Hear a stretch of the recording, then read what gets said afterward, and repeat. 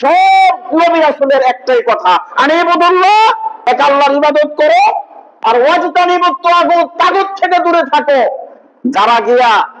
যারা ক্ষমতায় যাওয়ার পরে পতিতাবৃত্তির লাইসেন্স দেয়, যারা ক্ষমতায় যাওয়ার পরে মদের লাইসেন্স দেয়, যারা ক্ষমতায় যাওয়ার পরে একদল বিশাল ক্যাডার বাহিনী তৈরি করে, যারা টেন্ডারবাজি করে, জনগণের সম্পদ আত্মসাৎ করে, যারা টাকার পাহাড় বানায়, যারা বেগুন পাড়া বানায়, এদেরকে আপনারা ম্যান্ডেট দিচ্ছেন। তার মানে আপনার ভোট, আপনি মুখ দিয়ে ইসলামের কথা বললেও আপনার লিখিত ম্যান্ডেট তাগুতের পক্ষে, ঠিক কিনা? সম্মানিত উপস্থিতি, বলতে পারেন হুজুর প্রতি জুমায় একই রকম কথা কেন বলতেছেন? আমার কাছে যেটা মনে হচ্ছে, ব্যক্তিগতভাবে আমার কাছে যেটা মনে হচ্ছে,